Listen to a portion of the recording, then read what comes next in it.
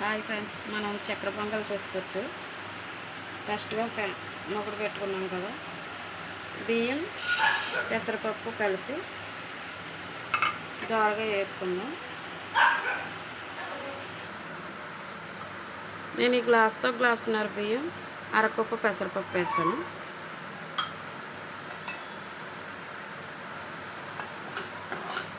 ఇలా సిమ్లో పెట్టుకుని దోరగా వేపుకోవాలి.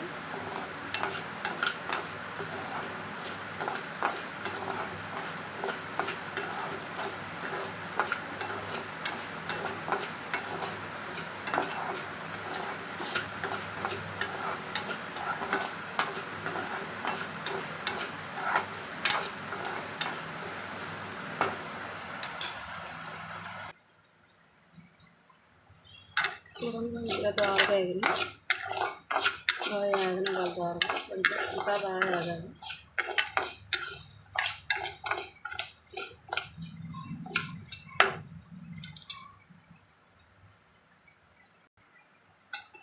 అంతే ఫ్రెండ్స్, దోరగా వేగినాయి కదా. ఇప్పుడు మనం వేరే బౌల్లోకి తీసుకోవచ్చు.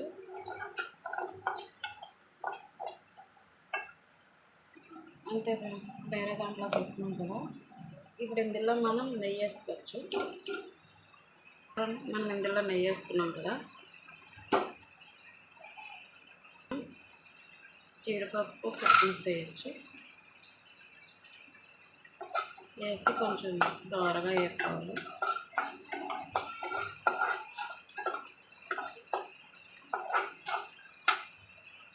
ఇలా కొంచెం పిస్తా పప్పు వేయచ్చు.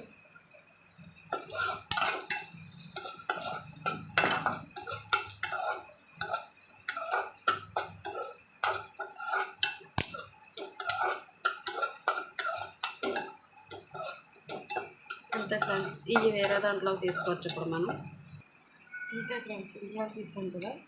ఇప్పుడు ఈ బియ్యము ఇది తర్వాత ఇప్పుడు బావిలో మనం తగినంత వాటర్ వేసుకోవచ్చు.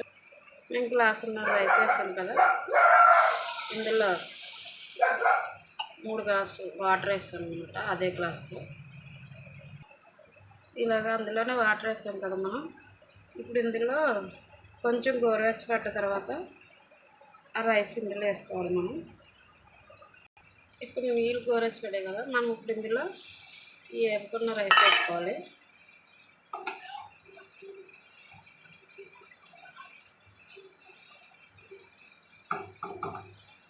ఇప్పుడు ఇది దగ్గరికి ఉడికే వరకు మనం చూద్దాం. మనం దీని మీద మూత పెట్టుకోవచ్చు, సిమ్లో పెట్టుకుని చూద్దాం ఫ్రెండ్స్. ఇప్పుడు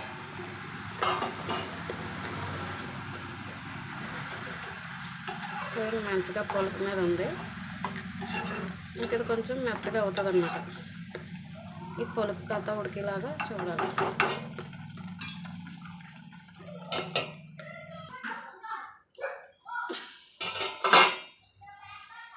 చూడండి ఫ్రెండ్స్, దగ్గరికి అయింది మంచిగా.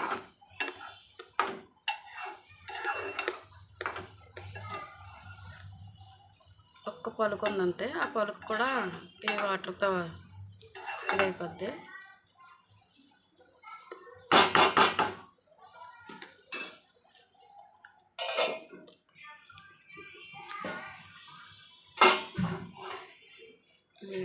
మంచిగా అయింది కదా. ఇప్పుడు ఇందులో మనం 2 గ్లాసుల షుగరు, నేనైతే 2 గ్లాసులు వేసాను.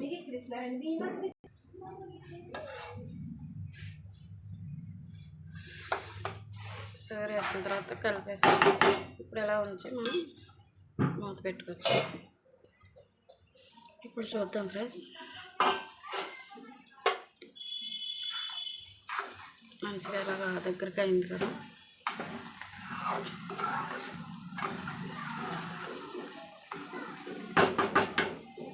ఇందులో మనం ఇప్పుడు లాలిపాయలు కూడా వేసుకోవచ్చు. స్మెల్ మంచిగా వస్తుంది అన్నమాట లాలిపాయలు కూడా వేస్తే.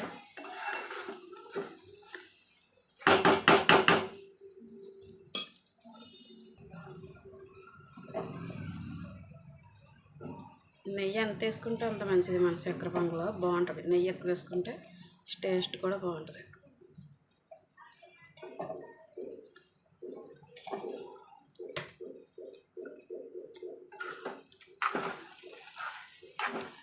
చూడండి ఫ్రెండ్స్, నెయ్యి వేసాక మంచి సువాసన వచ్చేస్తుంది.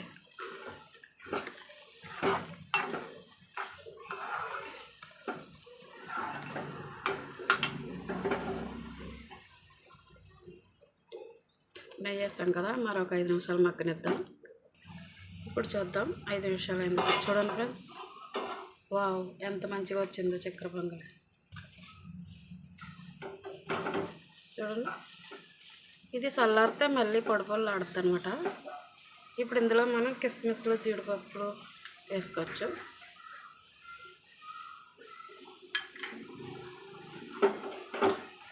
అంతే ఫ్రెండ్స్, చక్కెర పొంగలు, వేడివేడి చక్కెర పొంగలు రెడీ.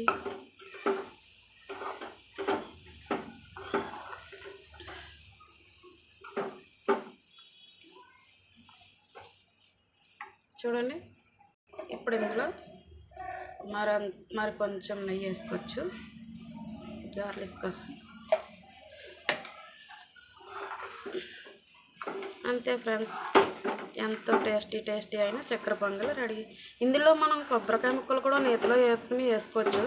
అయితే నా దగ్గర కొబ్బరి లేదని చెప్పి జీడిపప్పు, కిస్మిస్ పళ్ళు, పిస్తా పప్పు వేస్తాను అనమాట. మనం ఇలా దేవుడి కాడికి ప్రసాదం చేసుకుంటే చాలా బాగుంటుంది. అంతే ఫ్రెండ్స్, చూడండి ఇప్పుడు ఇది బౌల్లోకి తీసుకోవచ్చు. అంతే ఫ్రెండ్స్, ఎంతో టేస్టీ అయిన చక్కెర పొంగలి రెడీ. చూడండి ఫ్రెండ్స్, ఎంత బాగుందో, చూస్తే నవ్వురైపోతుంది కదండి చక్కెర పొంగలి. అంతే ఫ్రెండ్స్, దయచేసి నా వీడియోలు సబ్స్క్రైబ్ చేసుకుని లైక్ చేయండి ఫ్రెండ్స్.